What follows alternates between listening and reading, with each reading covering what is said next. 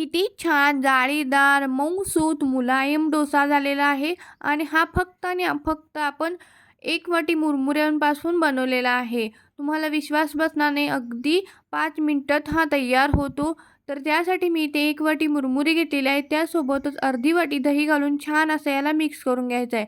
त्यानंतर 5 मिनिटं याला असंच रेस्ट करण्यासाठी ठेवून द्यायचं आहे. एका मिक्सरच्या भांड्यामध्ये आपण हे काढून घेणार आहोत. त्यानंतर पाव वाटी मी इथे खोबऱ्याचा कीस घातलेला आहे. सोबतच अर्धी वाटी भिजवलेले तांदूळ घातलेले आहेत आणि छान असं मिक्सरमध्ये याला बारीक पेस्ट तयार करून घ्यायची आहे. आता यासोबत खाण्यासाठी छान अशी चटणी बनवूयात. त्यासाठी पॅनमध्ये मी थोडंसं तेल घातलेलं आहे. यासोबतच अर्धा टीस्पून हरभरा डाळ, अर्धा टीस्पून मी इथे उडीद डाळ घातलेली आहे. छान अशा डाळी आपण भाजून घेणार आहोत. सोबतच आलं, लसूण, 1 टोमॅटो आणि अर्धा कांदा, थोडंसं सुकं खोबरं, कोथिंबीर घालून छान असं आपण परतवून घ्यायचं आहे आणि छान असं थंड झालं की मिक्सरच्या भांड्यामध्ये घालून आपण याला छान अशी बारीक पेस्ट तयार करून घ्यायची आहे. याच्यासाठीच एक छान असा तडका बनवूया. तडक्यासाठी मी ते तेल गरम केलेलं आहे. मोहरी, कढीपत्ता, 1 सुकी लाल मिरची घालायची आहे आणि हा तडका आपण तयार केलेला तडका आपण यामध्ये घालून घेणार आहोत. सोबतच थोडंसं लाल तिखट घातलेलं आहे. चवीपुरतं मीठ घालायचं आहे. आपली तयार आहे आपली ही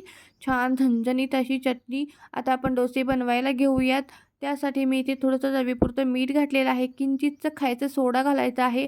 जेणेकरून आपले जे डोसा आहे त्याला छान अशी जाळी सुटते आणि आपला नॉर्मल तवा असतो त्याच्यावरती हा छान असा पसरवून घ्यायचा आहे. आजची रेसिपी कशी वाटली कमेंट करून नक्की सांगा. व्हिडिओ आवडल्यास व्हिडिओला लाईक, शेअर आणि सबस्क्राईब करायला विसरू नका.